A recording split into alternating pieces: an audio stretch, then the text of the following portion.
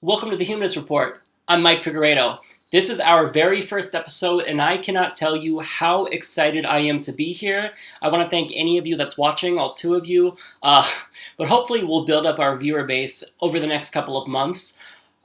This is going to be a political podcast where I discuss weekly news stories, namely ones in political nature, but I'm also going to cover scientific topics as well as other types of current events that are pretty important to American news. So I'm going to go ahead and just jump right in because I'm really excited here. So we're going to get to the first story. We've got a bunch of great stories for you. We're going to discuss Hillary Clinton and her opinion on the TPP. We're going to discuss Donald Trump as well as Jeb Bush's presidential campaigns. It's going to be really, really interesting, so I advise you to stick around. If you like political dynasties, I've got great news for you. Take a look. Thank you all very much. You know, I always feel welcome at Miami-Dade College. This is a place that welcomes everyone with their hearts set on the future. A place where hope leads to achievement and striving leads to success.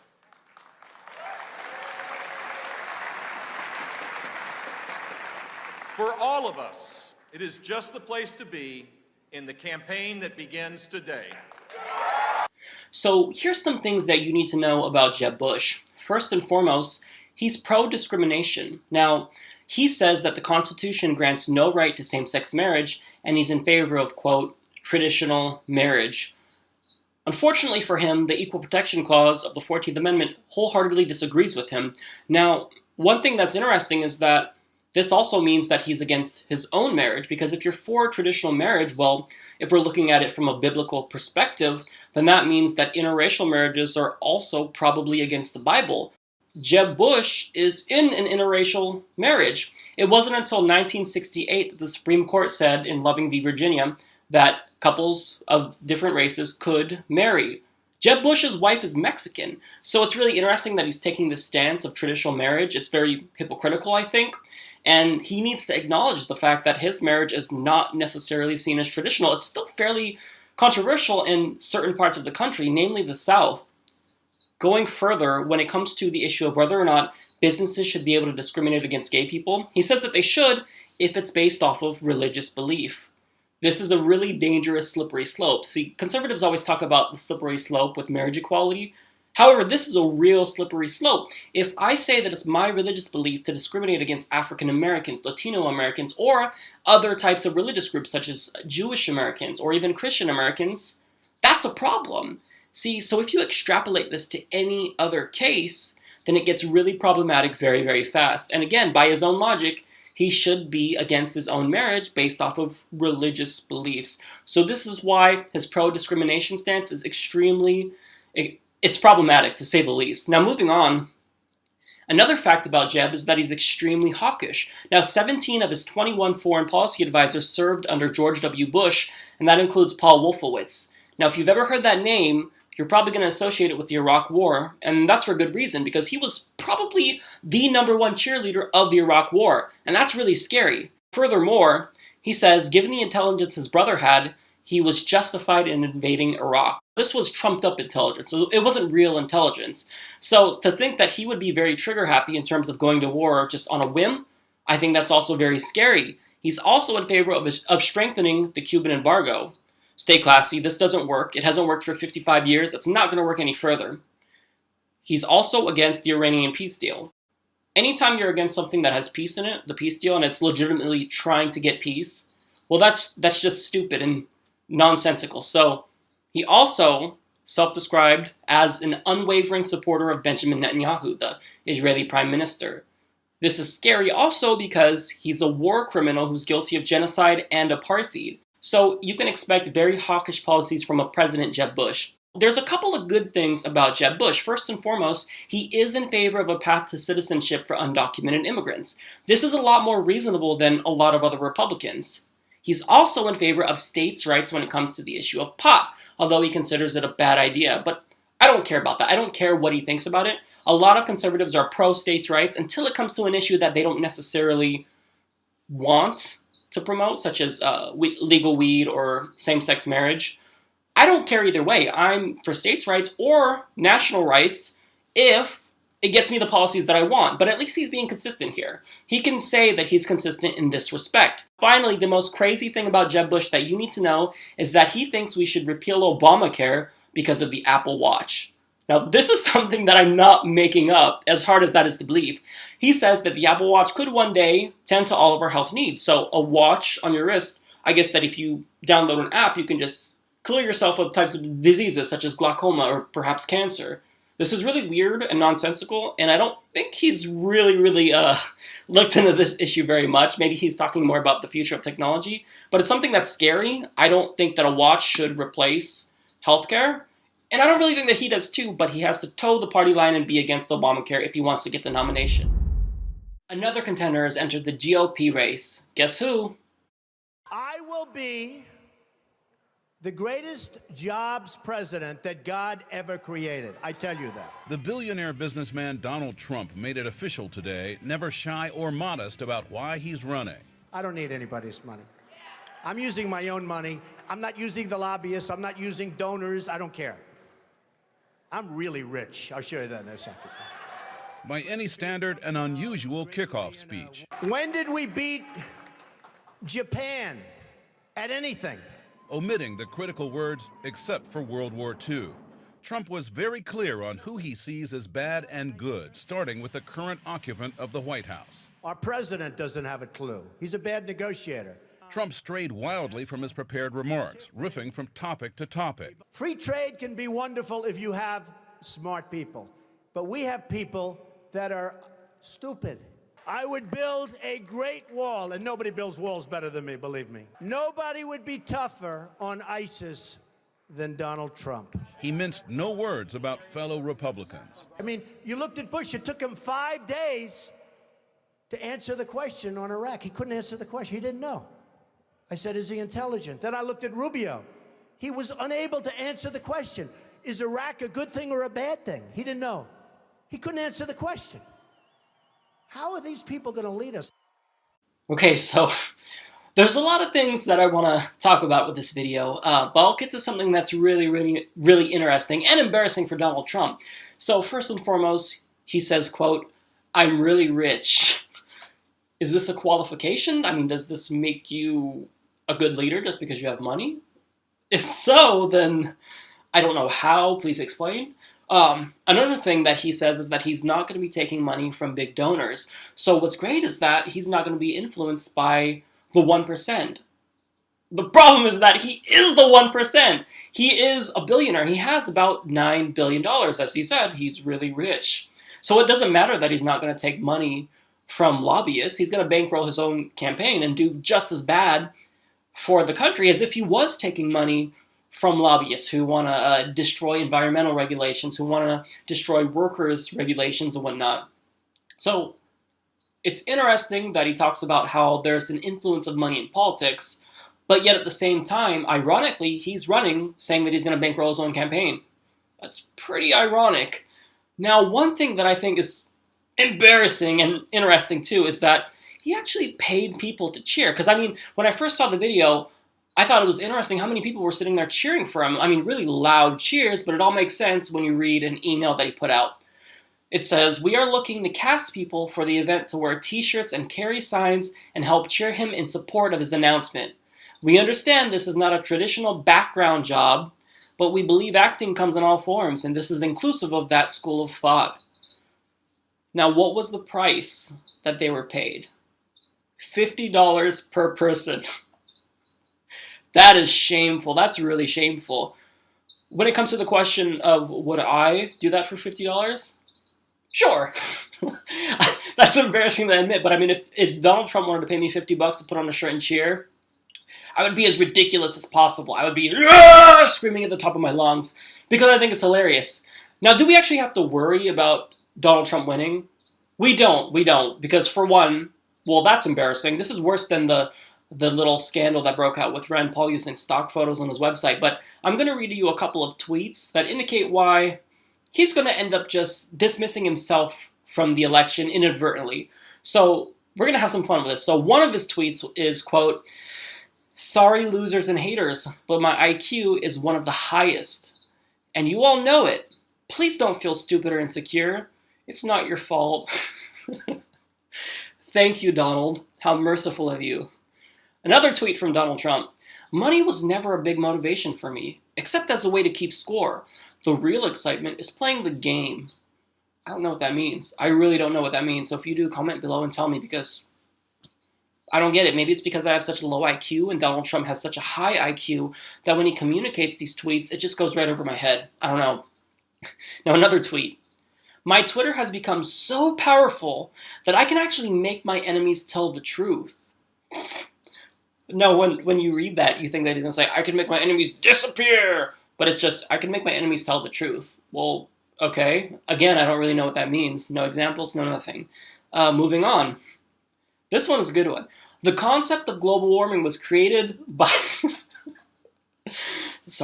The concept of global warming was created by and for the Chinese in order to make U.S. manufacturing non-competitive. I don't know what he's talking about. I don't know what any of this means. Again, it's probably just going right over my head because I'm stupid and he's smart. He adds to global warming in another tweet, this very expensive global warming bullshit has got to stop. Our planet is freezing. Record low temperatures and our global warming scientists are stuck in ice. Whoa! You don't read the news at all, do you? 2014 was the hottest recorded year ever. Now, when it comes to 2015, the first couple of months were already the hottest in recorded history.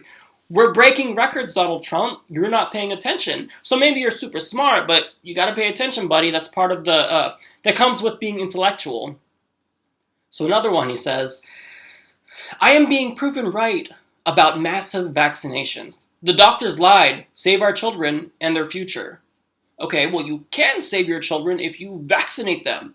You're exposing them to measles if you don't, and other types of viruses. So that's just stupid. I can't even laugh about that one. That's just dumb. Now, my favorite one of all is this one.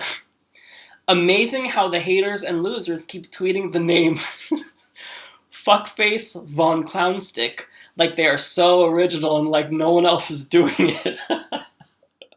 If you guys don't know, this is a name that Jon Stewart gave to Donald Trump. So the fact that it really caught on, it warms my heart. I think it's hilarious, and the fact that he acknowledged it is awesome. It's really awesome.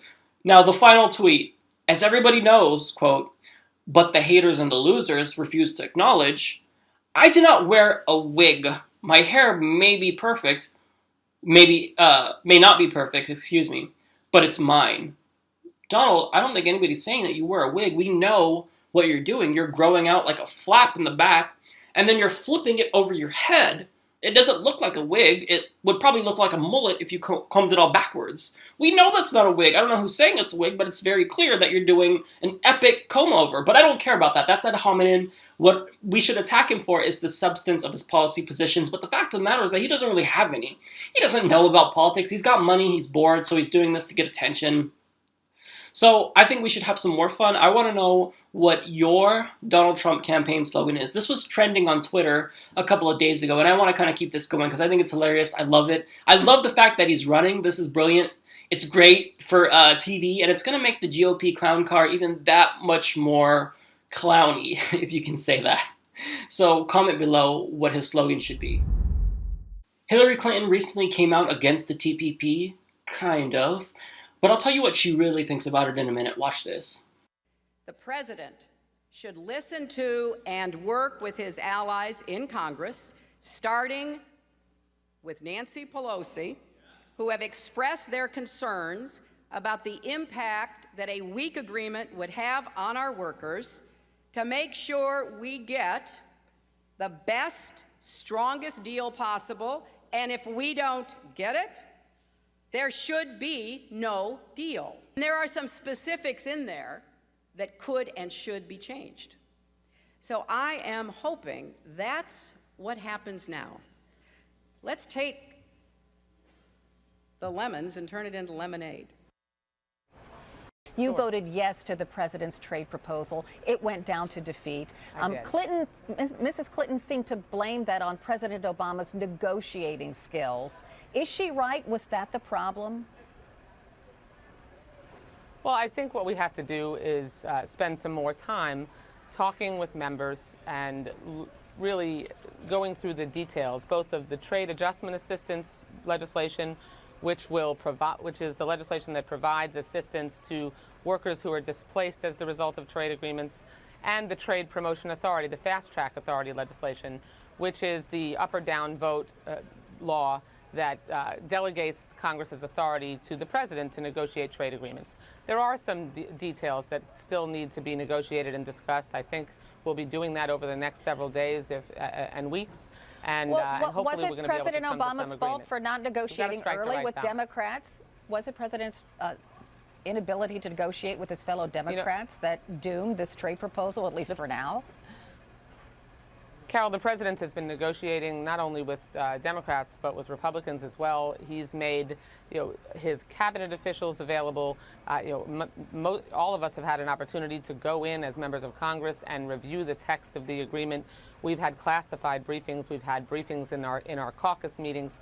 There's been a lot of opportunity for members to take a look at this and for members to interact with administration officials and the president himself and ask questions. So we need to do more of that for sure, because this is complex. It's not easy. So now there's a couple of quotes that I want to get to from Hillary Clinton. Now, first and foremost, she says, quote, "The president should listen to and work with his allies in Congress, starting with Nancy Pelosi, who have expressed their concerns about the impact of a weak agreement would have on our workers, and to make sure that we get the strongest deal possible." She also says, quote, "There are some specifics in there that could and should be changed." Now she also says, quote, "Let's take the lemons and turn them into lemonade." So right off the bat, this is rhetoric that's extremely vague. She's kind of coming out against it, but not really, because presumably if she's elected, then she's going to want to do a similar type of trade deal. She says that we should change some, but we don't really know what that means.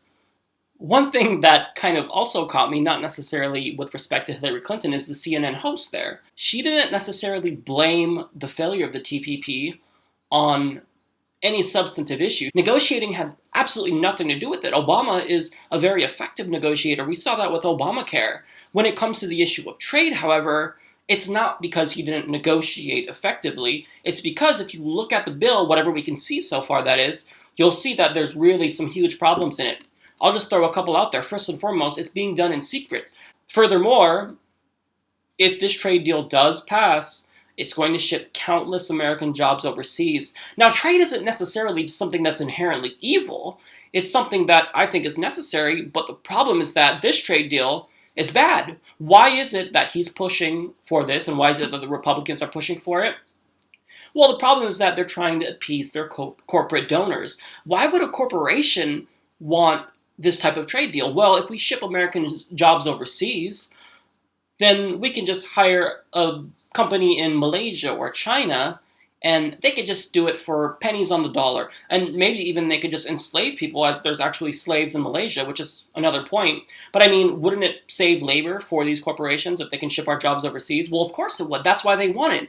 And seeing that corporations bankroll President Obama and a lot of these Republicans' campaigns, well, obviously that's why they're in favor of it. So another problem with it is that it undermines American sovereignty. Corporations can actually sue states over their own domestic laws if it hinders them in any way, if they don't like it. And guess who's setting it up? Well, it's going to be the World Bank who's going to be doing this. So obviously, they're not necessarily the most objective international entity. So this is very, very problematic. Another problem with the trade deal is who's included in it. If you look at our business partners, well, they're going to be Brunei, which recently implemented Sharia law, and also Malaysia, as I mentioned, who is actually guilty of slavery. Now, when it comes to Hillary Clinton's stance and why she thinks there's some things that we should change, well, you'll see that that's not really the case. CNN did a really great story where they pulled up 45 instances where she actually pushed the TPP. I'll have a couple quotes for you right here. So, first of all, she says, quote, "We are making progress toward finalizing a far-reaching new trade agreement called the Trans-Pacific Partnership. The so-called TPP will lower barriers, raise standards, and drive long-term growth across the region. It will cover 40% of the world's total trade and establish strong protections for workers and the environment." Yeah, right. better jobs with higher wages and safer working conditions, including women, migrant workers, and others too often in the past excluded from the formal economy, will help build Asia's middle class and rebalance the economy, or the global economy. No, that's not true at all, because corporations who are pushing this, they have a fiduciary responsibility to increase shareholder value. So if overthrowing these environmental regulations are going to be a burden to them, then yeah, they're going to do it and they're going to try to sue. That's why they're pushing it so hard. Another quote from her, she says, "Over time, we hope to deliver a groundbreaking agreement that connects countries as diverse as Peru and Vietnam with America and Australia to create a new free trade zone that can galvanize commerce, competition, and growth across the entire Pacific region." So this, along with the 43 other instances where she pushed for the TPP, really illustrate that Hillary Clinton, she's not taking a principled stand on this. It probably took weeks and weeks and weeks for her campaign crew to come up with a response to this. And it's just pathetic. It's really, really pathetic because she can't actually tell us what she really feels. I know that she really is in favor of it, but she's not going to tell us that. She's going to kind of, I'm going to hedge a little. I'm going to say, sure, I'm for it a little bit. I'm against it. Some could be changed, but I'm not going to tell you what. It's just a typical politician move, and it's the reason why I really think that Hillary Clinton comes off as disingenuous.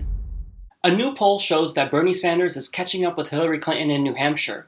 So according to the Morning Consult, Bernie trails just 12 points behind Hillary Clinton in New Hampshire, and this is a very, very important primary state. So currently, she's sitting at 44 points, whereas Bernie Sanders is sitting at 32. Now, of course, she still has a pretty big lead, but this really speaks to the fact that Bernie Sanders is able to galvanize the people, because he's a very, very strong public speaker, I think. Some people critique him and say that he's not necessarily very charismatic, but I think he is, because if you really pay attention to the substance of his policies, well, then it makes sense, and it speaks to most voters, because most of his policy positions are overwhelmingly in favor with the American people.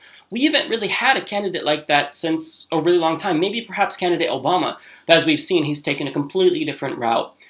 The reason why I think this is occurring is because with Hillary Clinton, we get these watered down, more vanilla proposals, while she thinks that maybe we should allow students to refinance their student loans, while Bernie Sanders thinks that it should just be free, while Hillary Clinton thinks maybe we should expand healthcare. I'm not necessarily saying that's her stance. I think she supports Obamacare.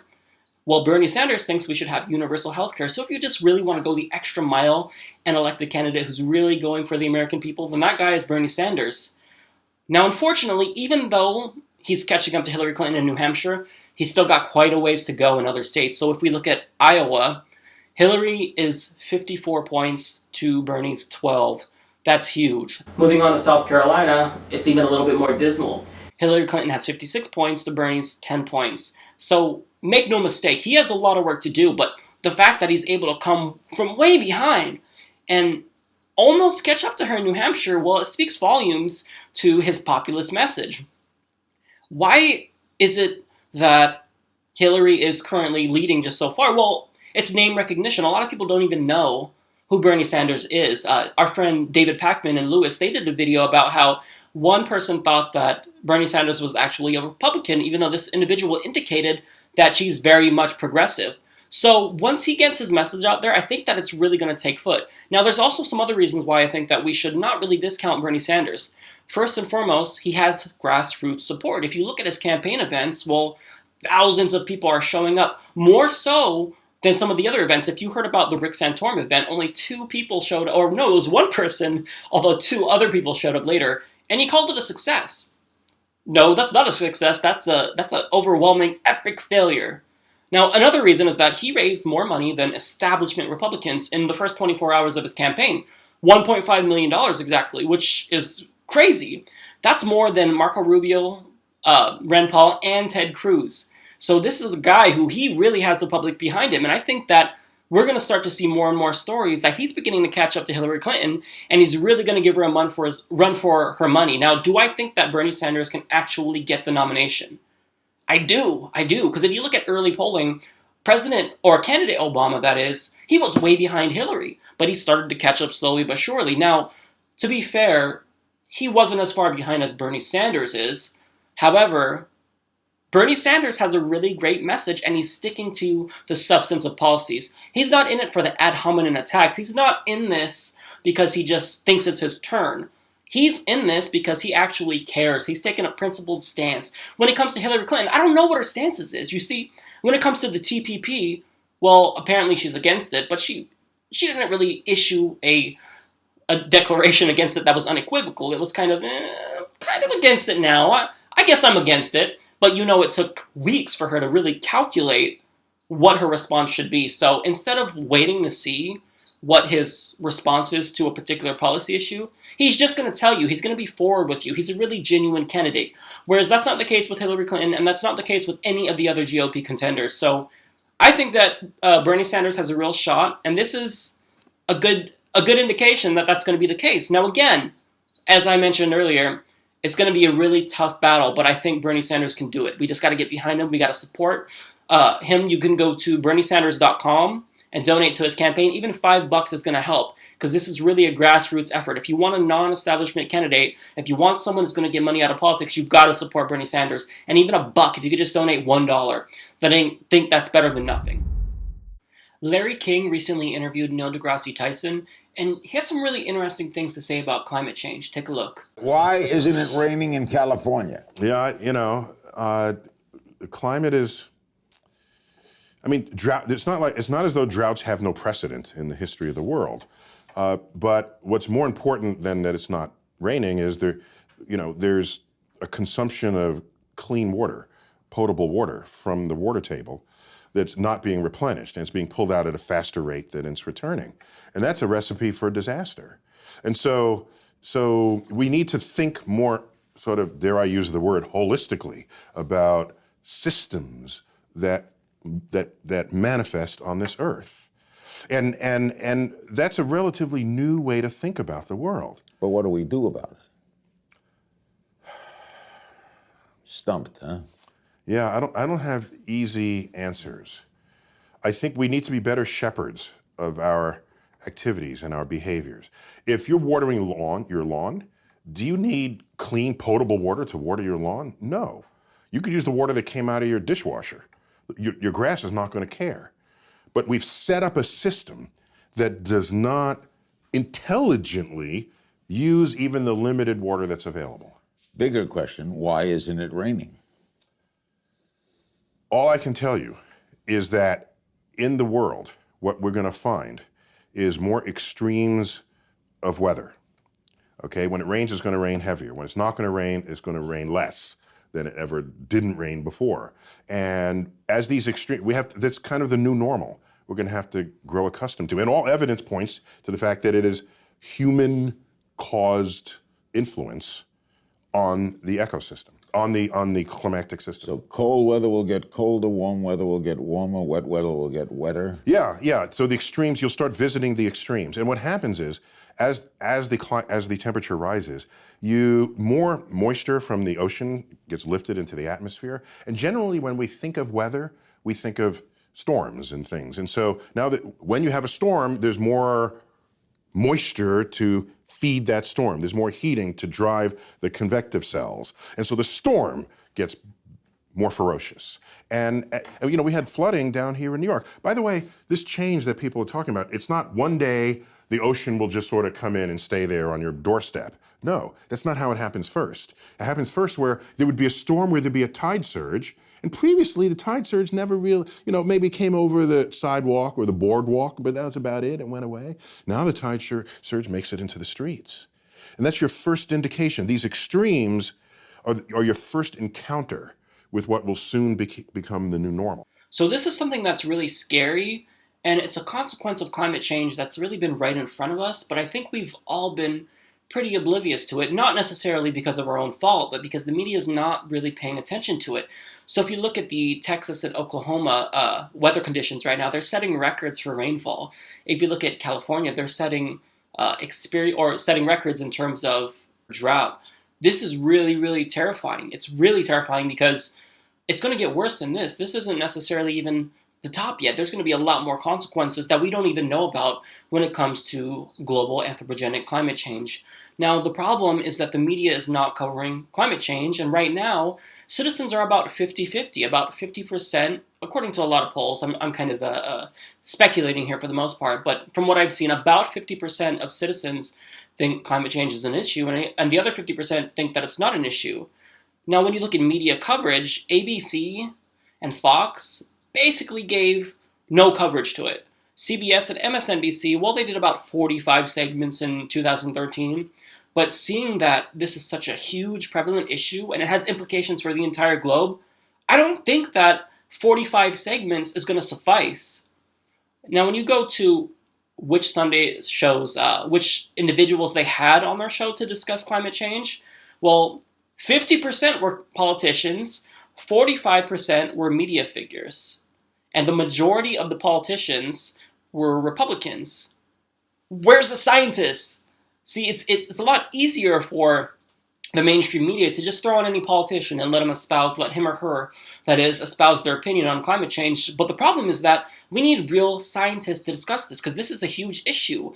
Although Republicans now say that, yeah, it is the case that the climate is changing, well, they still don't agree with the notion of anthropogenic climate change, which just means that it's man-made, or the majority of it is man-made. This is extremely problematic. The media's job is to fact-check. Their job is to give us the facts and let us know the problems that face our society, but the problem is that they're not doing it. They're allowing these Republicans mostly to get on and toe the party line, and that's very problematic. Now, I'm not just being one-sided here. Even when it comes to Democrats, should they be on to talk about climate change? No, they shouldn't. Unless they're proposing legislation that's going to do something about it, then they shouldn't be on. We should be hearing from the scientists, and they should be discussing these issues, because this isn't something that's going to affect us 50 years, 100 years down the line. The consequences are happening right now. A lot of people kind of have that false sense in their mind that, well, it's going to be, Florida's going to be underwater, and in the future it's going to impact agriculture disproportionately, albeit because, some places such as Canada may actually benefit from warmer weather. But that's in the future, we could worry about it then. Well, no, that's not the case. I think that this segment really demonstrates that climate change is a huge issue, and we have to take charge right now. But if you heard from the G7 leaders at the last summit, they agreed to get off of fossil fuels by 2100. 2100. You see, the problem is that even if we stop emitting CO2 right now, just 100%, if we just stop, well, that's not going to mitigate the consequences of climate change. So now we've waited so long to do anything that not only do we have to focus on mitigation, we also have to focus on adaptation, because this is really going to be problematic. It's not just climate change. There's a ton of things that are happening as a result. There's ocean acidification, desertification. This is all really problematic. This is a multifaceted issue, and if we don't really take charge right now and do anything, then it's going to be very, very, very... It's going to be a sad future, man. And I don't even know if the really strongest effects, such as states such as Florida being underwater, is going to be the worst of it. There's going to be mass migrations and whatnot. And these are just some of the consequences that we know about. There's so many other consequences that are probably going to come to fruition that it's really scary. So we have to do something. Reddit user HackB404 posted a brilliant video that I think showcases pretty much everything wrong with the media when it comes to mass shootings. Take a look. Tonight at 10, a mass shooting at a school in Germany leaves 16 people dead. Yes, because on the same day as the peace demonstration, a lone maniac in Germany went berserk with a gun, killing 16 people. This senseless tragedy provided material for news reports for days to follow. First, there were the initial dramatic breakdowns detailing precisely how the carnage unfolded. There was grim, voyeuristic mobile phone footage of the gunman's last moments, and a chilling reconstruction of a warning he apparently posted on the internet. He typed these words: "Everybody's laughing at me. No one sees my potential. I'm serious." Which later turned out to be almost certainly false, incidentally. The aftermath in Vinenden proved so compelling for the vulture-like rolling news stations they even filled airtime showing things that weren't happening yet. 2 days later, even footage from an old ping-pong tournament in which the back of the gunman's head was vaguely visible was still considered news. The latest pictures of Kretschmer show him playing table tennis, his favourite sport. And 3 days later, even worse footage, pixelated to the point where it looked like a broadcast from the Lego dimension, well, that was considered news too. In the video, Kretschmer is shown taking part in an arm wrestling contest in Rottenburg last year. Yeah, I think if I squint, I can just about make out the face of a killer. Isn't the news brilliant? Repeatedly showing us a killer's face isn't news, it's just rubbernecking. And what's more, this sort of coverage only serves to turn this murdering little twat into a sort of nihilistic pin-up boy.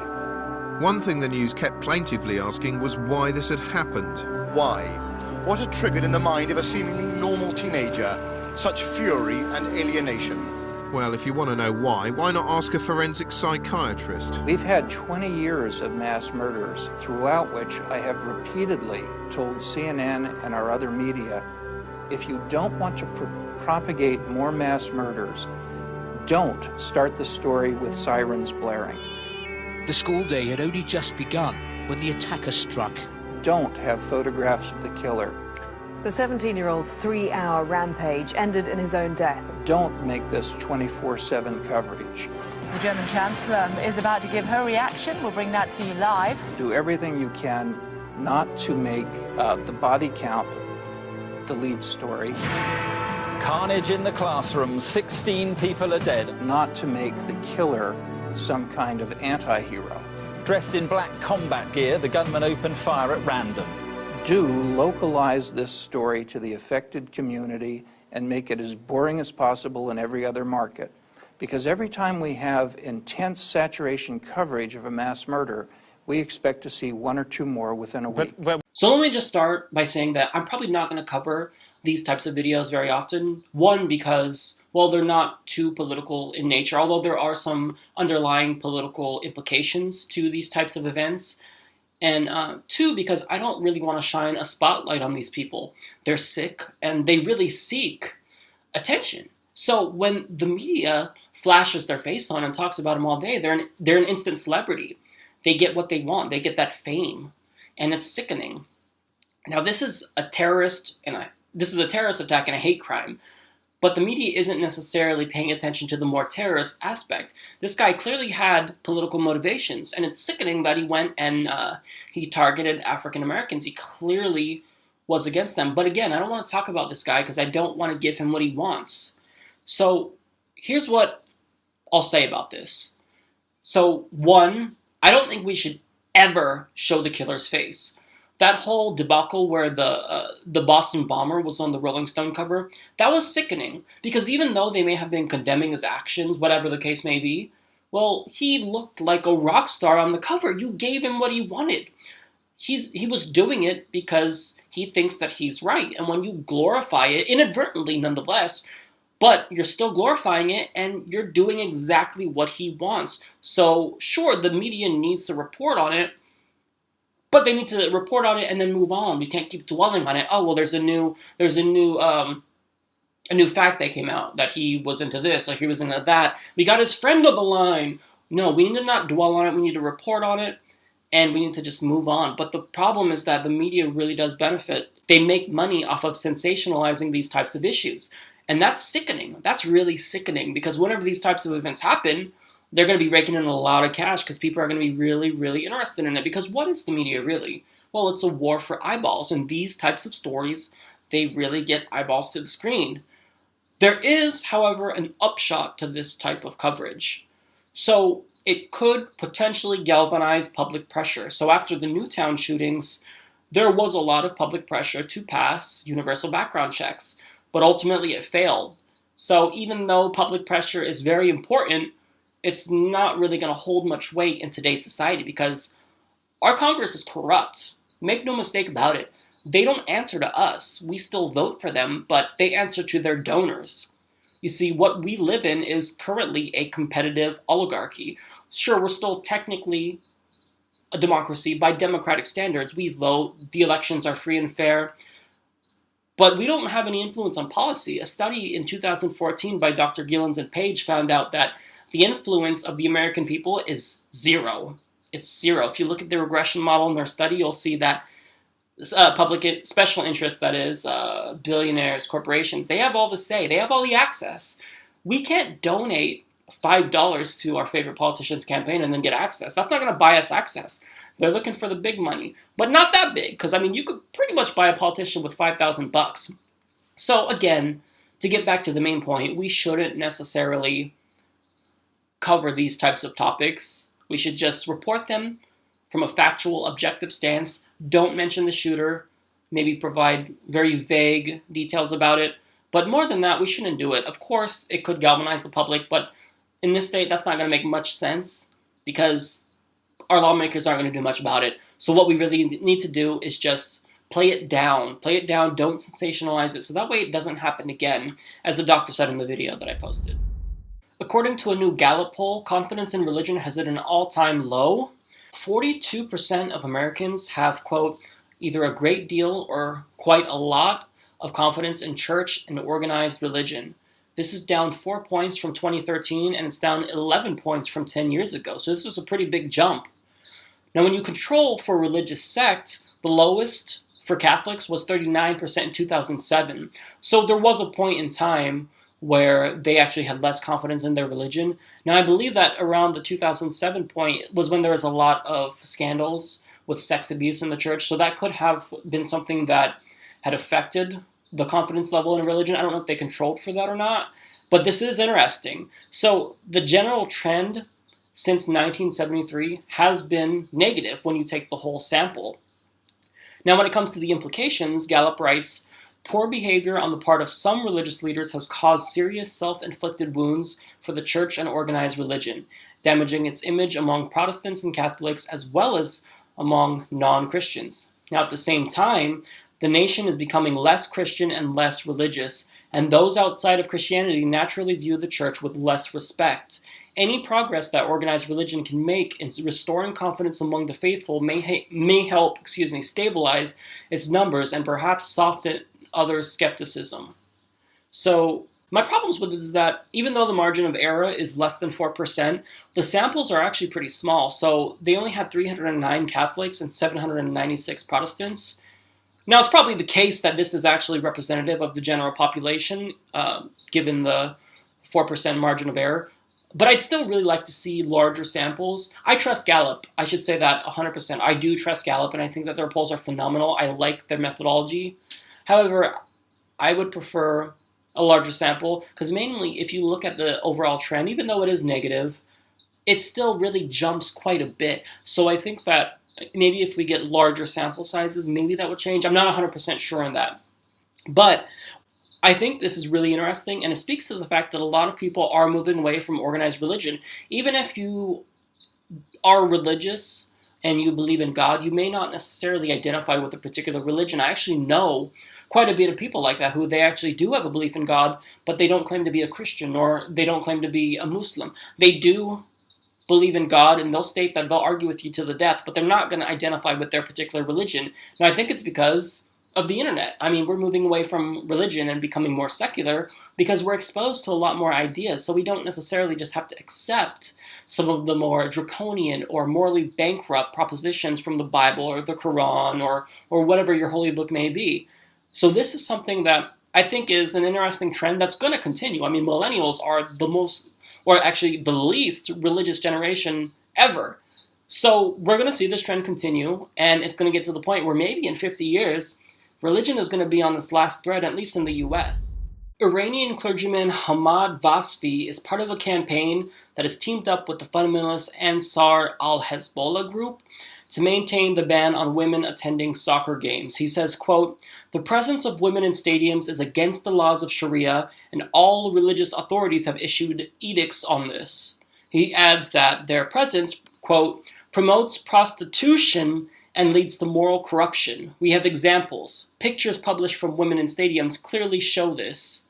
My first thoughts is that this dude is clearly delusional, but I don't think he necessarily believes what he's saying. We see this type of rhetoric abused all throughout the MENA region. If you go to Saudi Arabia, a bunch of women were protesting the driving ban, and they were uploading videos of themselves doing it to YouTube.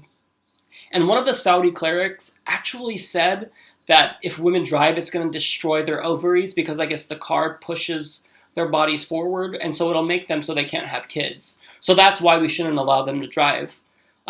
Nobody believes him, and I think it's probably the case that most Iranians don't believe what he's saying, because if you look at the Iranian youth, they're actually quite progressive comparatively throughout the region. So one thing that's great, though, about this story is that 500 women will be allowed to attend, according to VP of Women's Affairs. So this has been an ongoing issue in Iran since probably the revolution. And Iran has a very distinct history of repression. And if you look at some of the women's rights movements, or one particular issue that they're rallying against, it's bad hijab. So women in Iran right now, if their hijab is pushed too far back and you can see too much of their forehead, well, they can actually go to jail because that's considered haram. And this is something that's just really ridiculous because, I mean, you may do that inadvertently. And further on, it's stupid. It's just a stupid law. So these types of laws, they can't stand. And I'm really glad that there is actually a strong women's rights movement in Iran fighting back against this preposterous type of not only laws, but the rhetoric as well, because they've been very effective at getting out their campaign message. A lot of women will start hashtag campaigns on Twitter or upload videos of themselves to YouTube telling their stories. So I'm really glad that the Iranians, mostly Iranian youth, are fighting back against this. We're not living in the dark ages. This is clearly a draconian law, and it's something that just needs to be abolished. But I'm glad that women are being allowed to attend the soccer game. It shouldn't even be an issue. In a 5-4 decision, the Supreme Court comes out against specialty plates in Texas. Now this plate in this particular case involved the Confederate flag. What's really interesting about this case is that Justice Clarence Thomas actually joined with the 4 liberal justices to strike this down. Now, Justice Stephen Breyer writes, "Indeed, a person who displays a message on a Texas license plate likely intends to convey to the public that the state has endorsed that message. If not, the individual could simply display the message in question in larger letters on a bumper sticker right next to the plate." So, if the state creates it, is this a tacit endorsement of it? I would actually say yes, I agree with them. I'm an individual who I would identify as a free speech absolutist. However, this isn't necessarily a case of free speech for the individual. That person can still put a Confederate bumper sticker on their car, which, not very classy, but I mean, that individual does have the right to do it. I think that this is more akin to putting the 10 Commandments in front of court cases and whatnot. It is seen as a tacit endorsement, and if you do endorse this, then you have to endorse other problematic things, and it can get really, really gross. The state is going to have to endorse Ku Klux Klan license plates and whatnot. So I actually do agree with the majority opinion in this. This is different from other cases, so you might compare it to Texas v. Johnson, which is the case where the Supreme Court ruled that desecration of the flag is protected speech. Or you may also compare it to Brandenburg v. Ohio, which says that inflammatory speech is protected only if it does not incite lawless action. So this isn't something that necessarily prohibits their free speech. I mean, you can't get the state and coerce the state into putting something on a license plate that is against our values. This is much different from a lot of other cases, so you can't really compare it to desecration of the flag and whatnot, because it's not a free speech issue like that. It's a matter of whether or not the state can endorse the Confederate flag, and I would say no. However, they also have license plates with eagles that say, "God bless America." See, this is problematic because according to the First Amendment, the government cannot endorse religion. And if you do allow people to get "God bless America" on their license plates, if they get that specialty plate that is endorsed and created by the state, well, this is a tacit endorsement of religion. So I agree with the fact that the state shouldn't be tacitly endorsing Confederate flags by allowing them on specialty plates, but on the same token, you have to be consistent. You can't allow religion on these specialty tags because the First Amendment says that the government cannot establish a religion. So because of this, well, they got to do away with those as well. As of 2020, Alexander Hamilton will no longer be on the $20 bill because a woman is actually set to replace him, finally! So this is phenomenal news. Treasury Secretary Jack Lew says, quote, "America's currency is a way for our nation to make a statement about who we are and what we stand for. Our paper bills and the images of great American leaders and symbols they depict have long been a way for us to honor our past and express our values."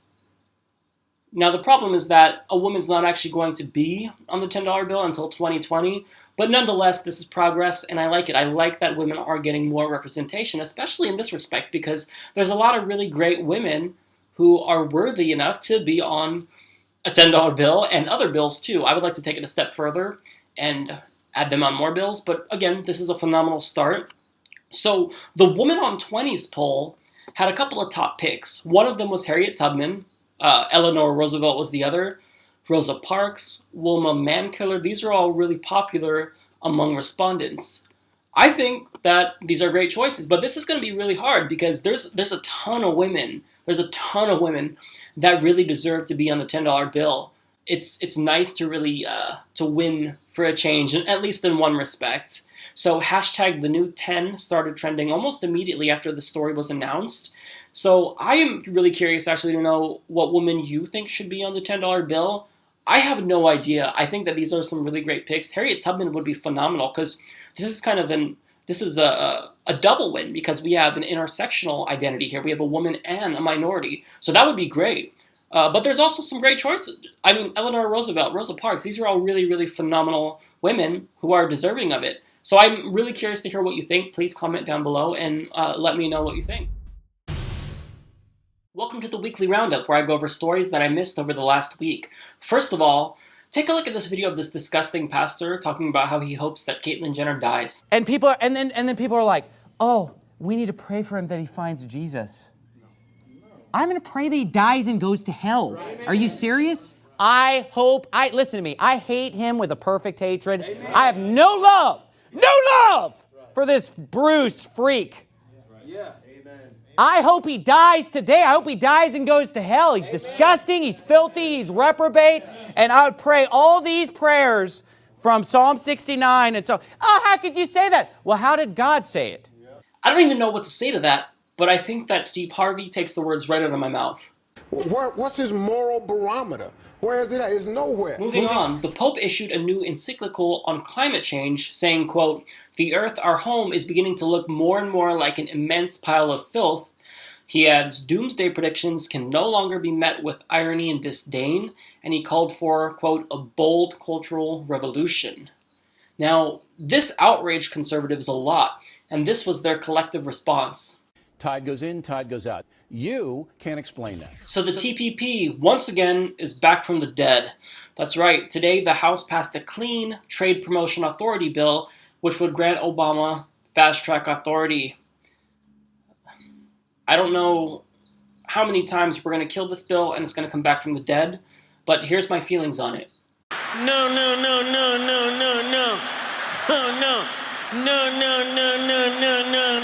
On a more serious note, Asia Bibi, a Pakistani woman, was sentenced to death for blasphemy. So NGOs, such as Amnesty International, they have put pressure on the regime, but really to no avail. What we need, I think, is the international community to come out and condemn these types of cases. There's also the Raif Badawi case in Saudi Arabia, where that blogger was arrested for calling for free speech for atheists. These cases are disgusting, and it's terrible for human rights, and it's time that the international community, including the United States, come out and condemn them. It doesn't matter if Saudi Arabia is our oil butt buddies. I think it's time for us to really come out strong for human rights and strong for free speech, even in these authoritarian regimes. That's our show. I hope you guys enjoyed it. I'm still kind of ironing out the format. I'm still a little bit awkward, obviously. So I think that over time, this podcast is really going to evolve into something that I think is going to be great. I don't know if it's going to be successful. I don't know if it's going to be an epic failure. If it is, then I'm going to at least try to have fun and really hope that you guys have fun as well and enjoy listening. I hope that maybe you've learned something or feel more informed. If you have any suggestions, then please comment down below because I'm definitely open to constructive criticism. So thank you all for watching. I'll see you next week.